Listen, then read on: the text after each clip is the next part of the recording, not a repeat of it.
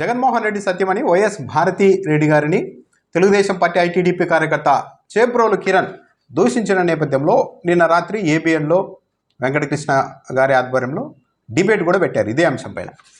ఈ డిబేట్కి సీమరాజా కూడా వచ్చారు. ఈ డిబేట్లో వెంకటకృష్ణ సీమరాజా మధ్య కాస్త ఆసక్తికరమైన చర్చ కూడా నడిచింది. దాంతోపాటు ఏబిఎన్ కూడా ఇలాంటి పని చేయొచ్చా, ఒక సీనియర్ జర్నలిస్టులు కూడా ఇలాంటి వాళ్ళని డిబేట్లకు ఆహ్వానించవచ్చా, అలాంటి మాటలు మాట్లాడవచ్చా అన్న ఒక చర్చ కూడా నడుస్తుంది. ఆ వివరాల్లోనికంతా వెళ్ళడానికి ముందు ఒక చిన్న డెవలప్మెంట్ న్యూస్ ఏంటంటే, తెలుగుదేశం పార్టీ క్లెయిమ్ చేసుకుంటుంది దీన్ని కూడా. కేంద్ర ప్రభుత్వం తిరుపతి పాకాల కాట్పాడి రైలు మార్గాన్ని డబుల్ లైన్గా అభివృద్ధి చేసేందుకు డబ్బింగ్ పనులకు కేంద్ర కేబినెట్ గ్రీన్ సిగ్నల్ ఇచ్చింది. మొత్తం 104 కిలోమీటర్ల పొడవుతో ఉంటుంది ఈ ప్రాజెక్టు. 1332 కోట్ల రూపాయల అంచనా వ్యయంతో చేపడుతున్నారు. ఆంధ్రప్రదేశ్, తమిళనాడులోని మొత్తం 3 జిల్లాల గుండా ఈ లైన్ విస్తరించి ఉంటుంది. ఈ లైన్ నిర్మాణం వల్ల తిరుపతి, శ్రీకాళహస్తి పుణ్యక్షేత్రాల మధ్య ప్రయాణ సమయం తగ్గిపోవడంతో పాటు ప్రయాణికులకు చాలా కన్వీనియంట్గా ఉంటుంది. ఈ ప్రాజెక్టు కోసం తిరుపతి ఎంపీ, వైసీపీ ఎంపీ గురుమూర్తి చాలా ప్రయత్నాలు చేశారు. ఆయన చాలా కాలంగా ప్రయత్నాలు చేస్తూ ఉన్నారు, ఒంటరి పోరాటం. కేంద్ర రైల్వే శాఖ మంత్రిని కలిశారు. ఈ రైల్వే శాఖకు సంబంధించిన పార్లమెంట్ స్టాండింగ్ కమిటీ ముందుకు వెళ్ళారు. ఇండియన్ రైల్వే బోర్డు చైర్మన్, సీఈఓలతో కూడా ప్రత్యేకంగా సమావేశమై ఈ ప్రాజెక్ట్ కోసం ఆయన అనేక ప్రయత్నాలు చేస్తే చివరకు గ్రీన్ సిగ్నల్ వచ్చింది. పూర్తిగా గురుమూర్తి ప్రయత్నాలతో ఈ ప్రాజెక్ట్ వస్తే దాన్ని తెలుగుదేశం పార్టీ ఎంపీలంతా ఇది మా ఘనత అంటూ కూడా క్లెయిమ్ చేసుకుంటున్నారు.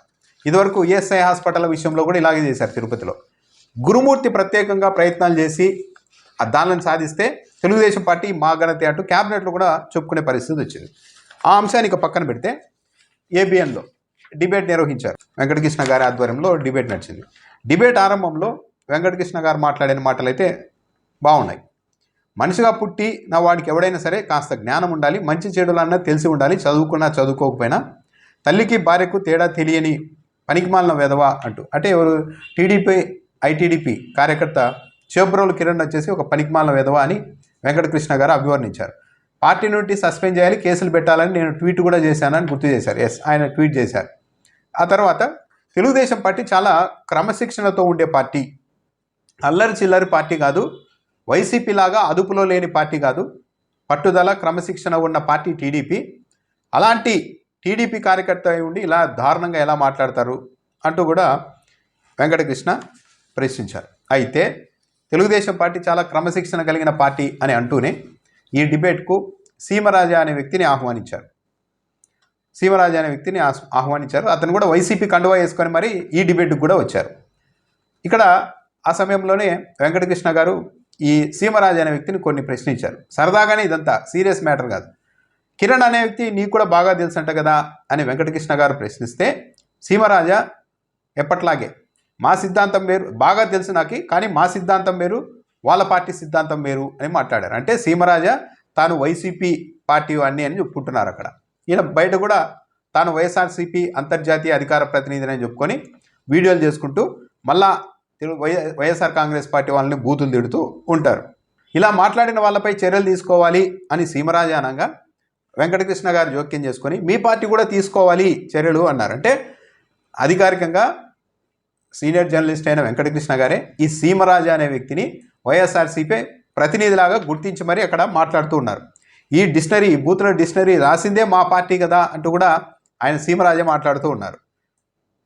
బూతులు ఇవన్నీ వచ్చింది మా పార్టీ నుంచి అని కూడా మాట్లాడుతున్నారు. ఇక్కడ గమనించాల్సిన అంశం ఏంటంటే, తమ్ముడేళ్ళు కూడా పెట్టారు ఏబిఎన్లో ఈ సీమరాజాకు సంబంధించి. ఏమని పెట్టారు? మేము అధికారంలో ఉండి వాగినాం, మమ్మల్ని ఏం చేస్తారు అని సీమరాజా ప్రశ్నించినట్లు ఒక తమ్నైలు. బూతులు మొదలుపెట్టింది మా పార్టీనే, సీమరాజా సంచలనం. ఏది? సీనియర్ జర్నలిస్ట్ వెంకటకృష్ణ గారు నిర్వహించిన డిబేట్లో సీమరాజా మాట్లాడిన మాటలకి ఏబిఎన్ ఛానల్లో, వాళ్ళ యూట్యూబ్ ఛానల్లో పెట్టిన తమ్నైల్స్. బూతులు మొదలుపెట్టింది మా పార్టీనే, సీమరాజా సంచలనం. మా భారతమ్మ ఒక్కతే ఆడమనిషి, మిగతా వాళ్ళని తిడతాం అని సీమరాజా అన్నట్టు. అంటే మా భారతమ్మ అంటే ఈయన నిజంగానే అంతర్జాతీయ అధికార ప్రతినిధి అని వెంకటకృష్ణ గారు కూడా ధృవీకరించినట్టుంది. ఇంకా విచిత్రం ఏంటంటే, ఈ డిబేట్లో ప్రారంభంలోనే మీరు కూడా చాలా దూకుడుగా మాట్లాడుతూ ఉంటావు, సీమరాజాను ఉద్దేశించి వెంకటకృష్ణ చాలా దూకుడుగా మాట్లాడుతుంటావు, కాకపోతే ఆడవాళ్ళని ఇలా బూతులు మాట్లాడింది అయితే లేదులే అని ఒక సర్టిఫికేట్ ఇచ్చే ప్రయత్నం కూడా చేశారు. ఈ సీమరాజు అనే వ్యక్తి బూతులు తిట్టలేదా? ఇతను ఆడవాళ్ళని ఎంత నీచంగా మాట్లాడాడో వీడియోలు ఉన్నాయి ఆయన చేసినవి, ఒకసారి చూద్దాం. ముగ్గురు ముసలి ముంజులు ఒకసారి తిన్నాయి. ఈ ముంజులో గ్లామర్ పెరిగినాయంట ఈ లబాకి ఈ ఆర్కే రోజు ఈ ముసలి ముంజులో మాట్లాడుకోవడం చూడండి. ఏడ పెరిగిందంట కిందకి ఎన్ని సంవత్సరాలు వచ్చినాయి? 56. దీనికైతే 70 ఏళ్ళు ఉంటాయి. ఈ ముసలి ముంజులో ఒకసారి చేరి గ్లామర్ పెరిగితే ఏమి చేయాలంగా?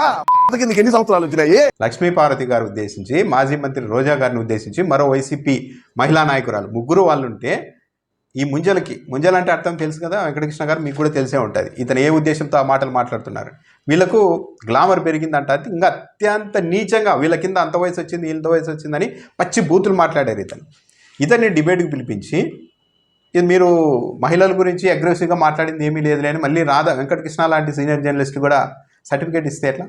అసలు దారిని పోయే ఒక పిచ్చోడు, నేను ప్రధాని నరేంద్ర మోడీతో కలిసి పనిచేశాను, వాజ్పేయి నేను అద్వానీ కలిసి పార్టీ పెట్టాము, కాబట్టి నేను బీజేపీ అంతర్జాతీయ అధికార ప్రతినిధిని బీజేపీ కండువా వేసుకొని వస్తే డిబేట్కి ఆహ్వానించి బీజేపీ అంతర్జాతీయ అధికార ప్రతినిధి అని చెప్పేసి మాట్లాడిస్తారా వెంకటకృష్ణ గారు? ఈ ఏ క్వాలిఫికేషన్తో ఇతను పిలిచారు మీకు తెలియదా? మీరు సీనియర్ జర్నలిస్ట్ కదా. ఈయన వైఎస్ఆర్ కాంగ్రెస్ పార్టీ అంతర్జాతీయ అధికార ప్రతినిధి, కనీసం వైసీపీ సభ్యత్వం ఉందా? వైసీపీ అధికార ప్రతినిధి ఏమీ కాదు. ఆ విషయం మీకు కూడా తెలిసి మళ్ళీ మీ డిబేట్కు మామూలుగా ఎవరైనా డిబేట్ అయితే ఓకే, మీలాంటి వాళ్ళు కూడా ఇలాంటి వాళ్ళని పిలిపించి ఒక పార్టీ కండువా వేసుకొని అతను మాట్లాడుతూ ఉంటే మీరు అధికారికంగా అతన్ని ధృవీకరిస్తూ మీ పార్టీ అని అతన్ని మీరు అనడం, అతను మా పార్టీ అంటూ వైసీపీని నీచంగా అతనే మాట్లాడడం, ఇవన్నీ చేస్తూ ఉంటే ఈ డిబేట్కు వాల్యూ పెరగాల వద్దా? ఇది న్యాయమా? ఎక్కడైనా కానీ ఇది కాదా రెచ్చగొట్టడం? ఈ సీమరాజు అనే వ్యక్తి రోజు ఇదే సెటైర్లు వేయడం, బూతులు మాట్లాడడం, ఇక రోజా గురించి అయితే అత్యంత నీచంగా మాట్లాడుతూ ఉంటారు. లక్ష్మీపార్వతి గురించి, రోజా గారి గురించి, ఇలాంటి వాళ్ళ గురించి వీళ్ళని డిబేట్కి పిలిపించి మళ్ళీ తెలుగుదేశం పార్టీ చాలా క్రమశిక్షణతో కలిగిన పార్టీ, వైసీపీ లాంటి పార్టీ కాదు అని అంటున్నారు. సరే, సీమరాజాకు మా టీడీపీకి ఏం సంబంధం అనే వాళ్ళు కూడా ఉంటారు. కానీ ఈ వ్యక్తి చంద్రబాబు నాయుడు గారిని పదే కలిశారు. ఒకసారి కలిసిన ఫోటోలు కూడా బయటకు వచ్చాయి. అంటే తెలుగుదేశం పార్టీ ఫోల్డర్లో పనిచేస్తున్నారనేది సత్యం. ఈ తెలుగుదేశం పార్టీకి అనుకూలమని పేరున్న టీవీ ఛానల్లో పదే ఇతను డిబేట్లలో కనిపిస్తూ ఉన్నమాట వాస్తవం. అసలు సీనియర్ జర్నలిస్ట్ అయి ఉండి ఒక ఏబిఎన్ లాంటి ప్రముఖ ఛానల్లో ఇతడు కండువా వేసుకొని వైసీపీ కండువా వేసుకొని వచ్చేసి నేను అంతర్జాతీయ వైసీపీ అధికార ప్రతినిధి అనగానే దాన్ని అనుమతించడమే పెద్ద తప్పు కదా. ఎట్లా అనుమతిస్తారు? ఎవరు చెప్పారు నీకు అంతర్జాతీయ అధికార ప్రతినిధి అని ఎవరు చెప్పారని ప్రశ్నించాలి కదా. లేకుండా అంటే ఒక కామెడీ లాగా ఈ రాజకీయాన్ని చేస్తూ రెచ్చగొడుతూ అవతల వాళ్ళని మళ్ళీ మాది క్రమశిక్షణ పార్టీ అని తెలుగుదేశం పార్టీ వాళ్ళు చెప్పుకుంటే దీన్ని ఏమనాలి? అంత ప్రొవోకేట్ చేయడం కదా. వీళ్ళే చెప్పారు కదా, సీమరాజు ఏమో చంద్రబాబు నాయుడిని కలుస్తారు. చేబ్రోలు కిరణ్ అనే వ్యక్తి నా వీడియోలు విపరీతంగా లక్షల మంది చూస్తుంటే, ఎందుకు చూడరు? ఈ బూతులు తిడుతూ ఉంటే అది చూసే వాళ్ళే ఎక్కువ ఉన్నారు. బూతులు చూసే వీడియోలే ఎక్కువ పోతాయి. చెప్పాలంటే ఏబిఎన్ డిబేట్ కంటే ఈ బూతులు మాట్లాడే వాళ్ళు ఇలా మాట్లాడుతుంటారు, వాళ్ళ వీడియోలనే ఎక్కువ మంది చూస్తారు. అదేం ఘనత కాదు కదా. కానీ నా వీడియోలు విపరీతంగా చూస్తున్నారని తెలుసుకొని చంద్రబాబు నాయుడు నన్ను పిలిపించారు ఫోన్ చేయించి అని ఆ చేబ్రోలు కిరణ్ చెప్తున్నారు. అంటే చంద్రబాబు నాయుడు ప్రోత్సహించినట్టే కదా ఇతన్ని, కిరణ్ని. ఇంకో అతను జగన్ మాదిరి మొత్తం ఆహోభావాలు పలికిస్తూ అత్యంత జోక్గా తిరిగే వ్యక్తి, అతను కూడా ఒక 2 రోజుల క్రితం ఇంటర్వ్యూలు చెప్పారు కదా, ఎన్నికలకు ముందు ఎవరో కొంతమంది వచ్చేవాళ్ళు, డబ్బులు ఇచ్చేవాళ్ళు, స్క్రిప్ట్ ఇచ్చి ఇట్లా చేయండి అంటే చేసేవాళ్ళము, వాళ్ళు ఎవరో తెలియదు, నాకేం సంబంధం లేదు, వైసీపీ అన్న జగన్మోహన్ రెడ్డి అన్న నాకేం వ్యక్తిగతంగా ఇది లేదు, డబ్బులు ఇస్తే చేశాను అన్నారు. మరి ఆ డబ్బులు ఇచ్చి జగన్మోహన్ రెడ్డి వ్యక్తిత్వాన్ని నాశనం చేసేలాగా ఎవరి పార్టీ, ఏ పార్టీ ఆధ్వర్యంలో అవన్నీ నడిచాయి ఇని పెట్టుకొని కానీ వైఎస్ఆర్ కాంగ్రెస్ పార్టీ వాళ్ళని తిడుతూ ఉంటారు. అసలు ఈ సీమరాజు అనే వ్యక్తిని ఎందుకు ప్రోత్సహిస్తున్నారు అంటే సమాధానం లేదు. ఇంకా కిరాక్ ఆర్పి అనే అతను ఉంటాడు, అతని మాటలు తిరుమల లడ్డూలో అసలు భక్తులు ఉంటారు కోట్లాది మంది అనేది లేకుండా ఇదే టీవీ ఛానల్లో కూర్చొని ఇదే డిబేట్లో మాట్లాడుతూ ఉంటాడు. తిరుమల లడ్డూలో రోజా కొవ్వు కలిపారు, ఆమె శరీరంలోని కొవ్వు తీసి కలిపారు అని మాట్లాడారు. ఇలాంటి వాళ్ళని డిబేట్లకు పిలుస్తూ టీవీకి చర్చా కార్యక్రమాల్లో ప్రోత్సహిస్తూ మళ్ళా సమాజంలో అందరూ నీట్గా ఉండాలి అని అంటే సాధ్యమవుతుందా?